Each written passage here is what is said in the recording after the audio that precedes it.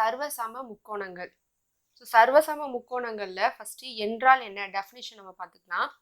ஒரு முக்கோணத்தின் அனைத்து பக்கங்களும் கோணங்களும் மற்றொரு முக்கோணத்தின் ஒத்த பக்கங்களுக்கும் ஒத்த கோணங்களுக்கும் சமமானால் அவ்விரு முக்கோணங்கள் தான் சர்வசம முக்கோணங்கள் சொல்லி சொல்றாங்க. என்ன அப்படின்னு பார்த்தீங்கன்னா, இப்போ இங்க ஒரு முக்கோணம் இருக்கு அப்படின்னா இதே மாதிரி இருக்கிற இப்போ இந்த முக்கோணத்துல இது பக்கம் 3 பக்கங்கள். ஸோ இன்னொரு முக்கோணத்துலையும் பார்த்தீங்கன்னா இந்த 3 பக்கங்களும் இருக்கணும். அப்படி சமமா இருந்துச்சுன்னா தான் இந்த முக்கோணத்தை நம்ம என்ன சொல்லுவோம், சர்வசம முக்கோணங்கள் அப்படின்னு சொல்லி சொல்லுவோம். ஸோ இப்போ இந்த சர்வசம முக்கோணங்கள்ல ஒரு 5 டைப் இருக்கு. ஸோ 5 டைப்பும் ஃபர்ஸ்ட் நம்ம என்னன்னு பார்த்துக்கிட்டாதான் பயிற்சி கணக்கு 4.1ல 7th சம் வந்து கேட்டிருக்காங்க. அப்படின்னா தான் உங்களுக்கு இந்த ரூல்ஸ், இந்த 5 ரூல்ஸும் எப்படின்னு தெரிஞ்சாதான் அந்த சம் வந்து உங்களுக்கு போட முடியும். ஸோ ஃபர்ஸ்ட் என்ன பார்த்தீங்கன்னா, பக்கம் பக்கம் பக்கம். ஸோ 3 பக்கங்கள். அடுத்து பார்த்தீங்கன்னா பக்கம் கோணம். ஸோ கோ அப்படின்னா என்னது, கோணம். பக்கம் கோணம் பக்கம். அடுத்தது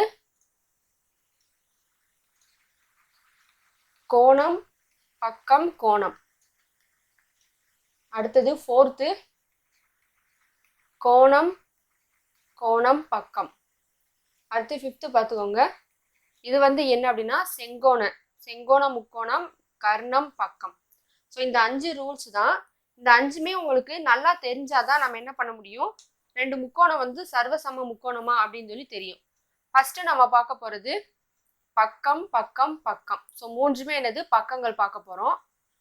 இப்ப 2 முக்கோணம் எடுத்துக்கோங்க. ஸோ முக்கோணத்துக்கு வந்து நம்ம பேர் கொடுத்துடலாம், ஏ பி சி. இந்த முக்கோணத்துக்கு பாருங்க பி கியூ ஆர். ஸோ இப்போ இந்த 3 முக்கோணத்துலையும் பார்த்தீங்கன்னா ஏபிங்கிற பக்கம். ஸோ 3 பக்கம் வேணும். அப்போ நம்ம இந்த மாதிரி 3 கோடு போட்டோம்னா நமக்கு என்னது டிஃப்ரெண்ட் தெரியாது. ஸோ அதனால என்ன பண்ணுறோம், இந்த மாதிரி மொதல் பக்கத்துக்கு ஒரு கோடு, 2வது பக்கத்துக்கு 2 கோடு, அடுத்து 3வது பக்கத்துக்கு 3 கோடு. ஸோ அதே மாதிரி பார்த்தீங்கன்னா இந்த முக்கோணத்துல இருக்குது பக்கம் பக்கம் பக்கம். ஸோ இப்போ பார்த்தீங்கன்னா ரூல்ஸ் படி நமக்கு என்னது, பக்கம் பக்கம் பக்கம். ஸோ 3 பக்கங்களும் என்ன செய்யுது, இந்த முக்கோணத்துல இருக்குது.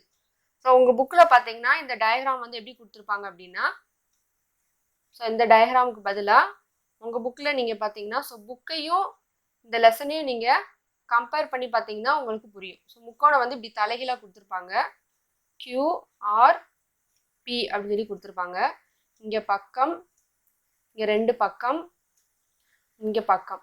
ஸோ இந்த மாதிரி கொடுத்துருப்பாங்க. உங்களுக்கு புக்கில் உள்ள மாதிரியே நான் சொல்லித்தரேன்.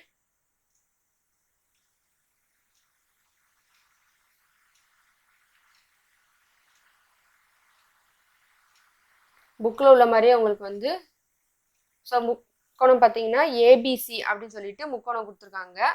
ஏல ஒரு பக்கம், இங்கே வந்து பக்கம், இங்கே வந்து பக்கம் கொடுத்துருக்காங்க. ஸோ இப்போ இந்த 2 முக்கோணத்தையும் நீங்கள் கம்பேர் பண்ணும்போது பார்த்தீங்கன்னா ஏபி வந்து நமக்கு ஒரு பக்கம் இருக்கு, அதே இது கியூபி வந்து நமக்கு ஒரு பக்கங்கள் இருக்கு. அப்போ ஏபி ஈக்குவல் டு கியூபி அப்படின்னு நம்ம சொல்லலாமா? ஏன்னா இங்கேயும் வந்து என்னது, பக்கம் ஒரு கோடு இருக்கு, இங்கேயும் ஒரு லைன் இருக்கு. ஸோ அடுத்து பார்த்துக்கோங்க பிசி. பிசிலையும் 2 லைன் இருக்கு, கியூஆர்லையும் நமக்கு என்னது 2 லைன் இருக்குது. ஸோ வந்து என்னது, நமக்கு பக்கங்கள் இருக்குது. பிசி ஈக்குவல் டு என்னது, கியூபி. அடுத்து பார்த்தீங்கன்னா ஏசி. ஸோ ஏசி இந்த பக்கங்கள் இருக்கா, அதே இது நமக்கு இந்த முக்கோணத்துலேயும் என்னது பக்கங்கள் இருக்கு. அப்போ என்னது, ஏசி ஈக்குவல் டு பிஆர். அப்போ நமக்கு 3மே பக்கம் பக்கம் பக்கம் 3மே என்னது பக்கங்கள் கிடைச்சிருச்சு. அப்போ இந்த முக்கோணம் என்னது, சர்வசம முக்கோணம். ஸோ சர்வசம முக்கோணத்துக்கு எப்படி, இப்படி தான் எழுதுறாங்க, 2க்கும் ஈக்குவல் போட்டு இந்த மாதிரி ஒரு வளைஞ்ச மாதிரி எழுதணும். ஸோ அப்போ என்ன பாருங்க, முக்கோணம் ஏபிசியும் முக்கோணம் பிக்யூஆரும் நமக்கு என்னது, சர்வசம முக்கோணம். ஏன்னா 3மே என்னது, நமக்கு இந்த முக்கோணத்துல பக்கங்கள் இருக்குது. ஏதாவது ஒன்று இல்லைனாலும் என்னவாகும், இது வந்து சர்வசம முக்கோணம் ஆகாது. ஸோ இப்போ வந்து முக்கோணம் கொடுத்து இந்த மாதிரி தான் கொடுத்துருக்காங்க பிக்யூஆர். அப்போ இங்கே பார்த்தீங்கன்னா 3 பக்கங்கள் இருக்கு, இங்கே நமக்கு ஒரு பக்கம் தான் இருக்கு. அப்போ இந்த 2 முக்கோணம் என்னவாகாது, சர்வசம முக்கோணம் ஆகாது. ஸோ ரூல்ஸ் படி நமக்கு என்னது, 3மே என்னது பக்கங்கள் இருக்கணும் இந்த முக்கோணத்துல. ஸோ இங்கேயும் 3 பக்கம் இருக்கு, இங்கேயும் 3 பக்கம் இருக்கு. அப்போ இந்த 2 முக்கோணமும் என்னது, நமக்கு சர்வசம முக்கோணம்.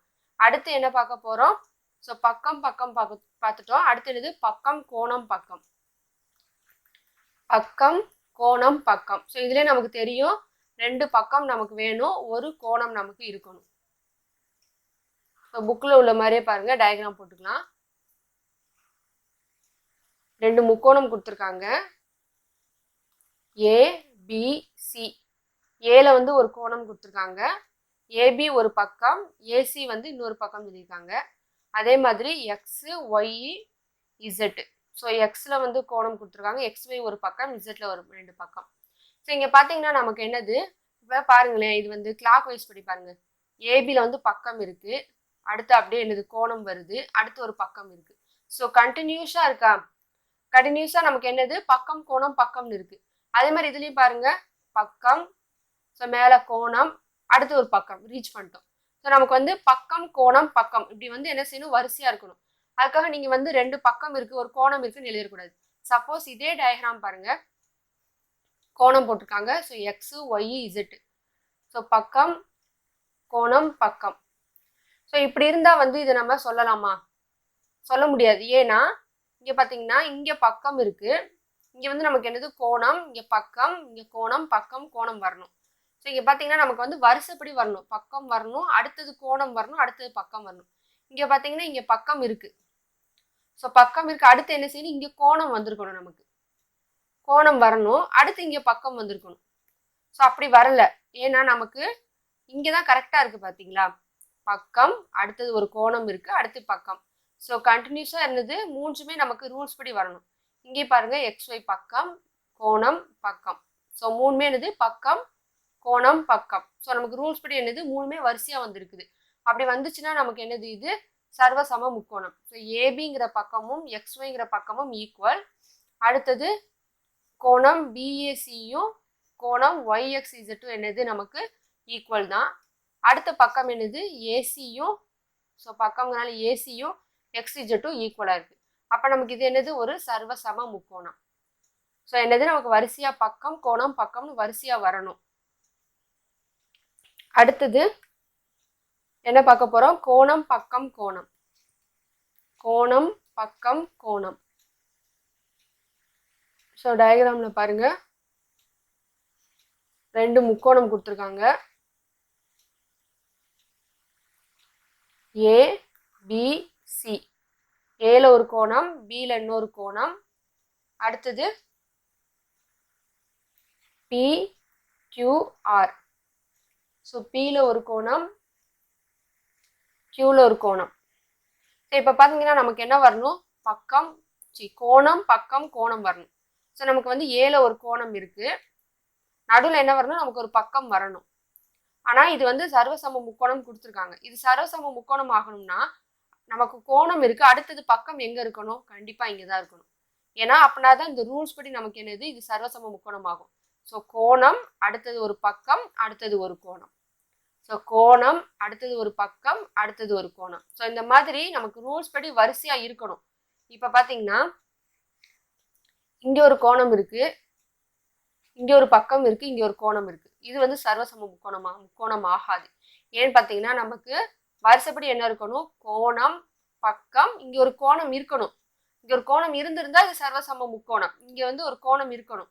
இது இருந்திருந்தா இங்கே சர்வசம முக்கோணம். ஆனால் இங்கே பார்த்தீங்கன்னா கோணம் பக்கம், இங்கே தான் கோணம் இருக்குது. ஸோ அப்போ என்னது, இது சர்வசம முக்கோணம் ஆகாது. ஸோ நமக்கு வரிசையாக இருக்கணும், கோணம் பக்கம் கோணம், அப்படி இருந்தால் தான் என்னது, இது சர்வசம முக்கோணம். ஸோ ஏபிங்கிற பக்கமும் பிக்யூங்கிற பக்கமும் நமக்கு ஈக்குவலாக இருக்குது. அடுத்து கோணம் ஏவும் கோணம் பியும் ஈக்குவலாக இருக்குது. அடுத்து கோணம் பியும் கோணம் சியும் ஈக்குவலாக இருக்குது. அதே மாதிரி இன்னொன்று பார்த்தீங்கன்னா வரிசையாக வந்து இருக்கணும், கோணம் பக்கம் கோணம்னு.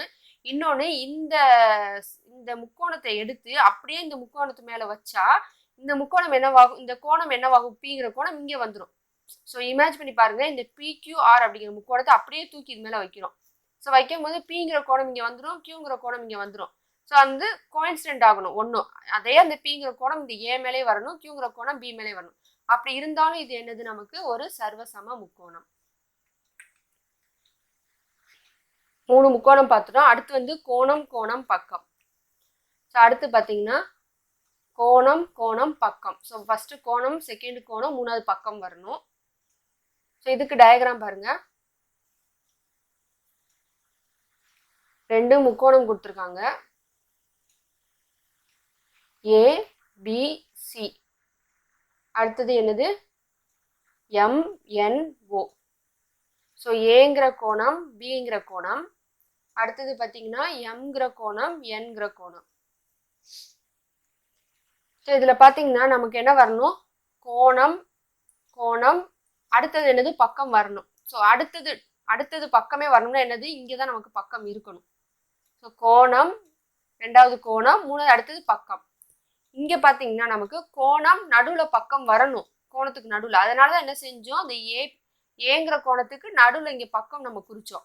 ஆனால் இங்கே பார்த்தீங்கன்னா ரெண்டு கோணத்துக்கு அடுத்து தான் பக்கம் வரணும். அதனால தான் நம்ம ரெண்டு கோணத்துக்கு அடுத்து என்னது? இங்கே தான் பக்கம் போடணும். ஸோ இப்போ இதே டயக்ராம் பாருங்க. ஸோ இங்கே இருக்குல்ல கோணம், இங்கே கோணம் இருக்கு.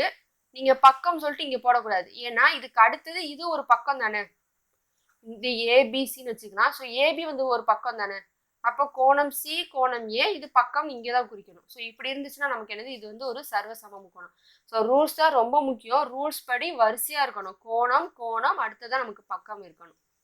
இப்போ கோணம் ஏ ஈக்குவல் டு கோணம் எம், அடுத்து கோணம் பி ஈக்குவல் டு கோணம் என், பக்கம் வந்து BC equal to NO. So இதே முக்கோணத்தை அப்படியே தூக்கி இங்கே வச்சா என்ன வரும்? இங்கே என் வரும், இங்கே வந்து ஓ வரும், இங்கே வந்து எம் வரும். ஸோ எம்ங்கிற கோணம் ஏ மேலே வரும், என்கிற கோணம் இந்த பி மேலே வரும். ஸோ அப்போ இது என்னது? நமக்கு சர்வசம முக்கோணம். ஒன்று ஃபர்ஸ்ட் வந்து ரூல்ஸ் பார்க்கணும், செகண்ட் வந்து டயக்ராம் ஃபிக்ஸ் பண்ணுறது பார்க்கணும். அடுத்தது செங்கோண கர்ண பக்கம். ஸோ செங்கோணம் அப்படின்னா என்னது?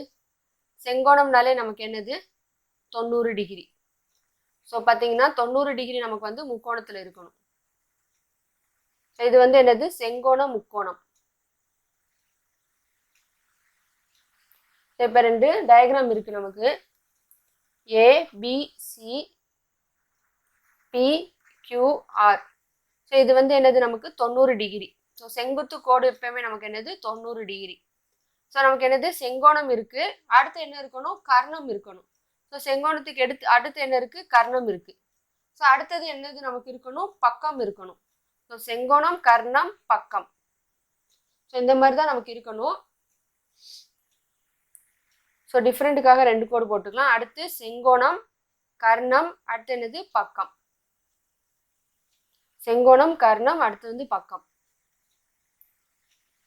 சாரி, இங்க வந்து செங்கோணம், கர்ணம், அடுத்து வந்து என்னது? பக்கம். ஸோ நம்ம வந்து இப்படியும் வரலாம். ஸோ ஃபர்ஸ்ட் போட்ட மாதிரி உங்களுக்கு கரெக்ட் தான். செங்கோணம், கர்ணம், பக்கம். ஸோ இப்படி வந்துச்சுன்னா உங்களுக்கு என்ன வரும்? தப்பாகும். ஏன்னா செங்கோணம் இது பக்கம் ஆயிரும். ஸோ செங்கோணம், பக்கம், கர்ணம் ஆயிரும். நமக்கு என்னது? செங்கோணம், கர்ணம், பக்கம். ஸோ செங்கோணம், ஸோ இப்படியும் வந்து நமக்கு போடலாம். செங்கோணம், கர்ணம், பக்கம்.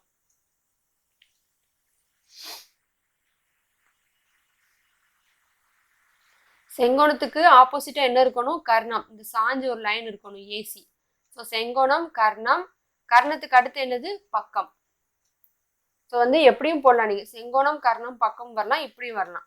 அப்போ இப்படி இருந்துச்சுன்னா நமக்கு என்னது? ஒரு சர்வசம முக்கோணம். முக்கியமா நமக்கு இருக்க வேண்டியது என்னது? ஒரு செங்கோணம் இருக்கணும், ஒரு கர்ணம் இருக்கணும். ஸோ பக்கங்கள் எதுனாலும் இருக்கலாம். இப்போ இது வந்து செங்கோணம் இருக்கு, இங்க வந்து பாத்தீங்கன்னா கர்ணம் இருக்கு. ஸோ பக்கம் இதுவும் இருக்கலாம், இதுவும் இருக்கலாம். ஏதாவது ஒரு பக்கங்கள் வந்து நமக்கு இருக்கணும். இதான் வந்து சர்வசம முக்கோணம். ஸோ சர்வசம முக்கோணம்னா நல்லா தெரிஞ்சுக்கோங்க. இந்த 5 ரூல்ஸ் ரொம்ப முக்கியம். ரூல்ஸ் படி நமக்கு என்னது? வரிசையா இருக்கணும். இப்போ கோணம் பக்கம்னா ஒரு கோணத்துக்கு அடுத்து இன்னொரு கோணம், அடுத்ததும் பக்கம் இருக்கணும். ஸோ இப்படி வரிசையா இருந்தாதான் என்னது? அது சர்வசம முக்கோணம். இதை உங்களுக்கு நல்லா தெரிஞ்சுக்கிட்டீங்கன்னா தான் அந்த 7th சம் நான் போடும்போது உங்களுக்கு ஈஸியா புரியும்.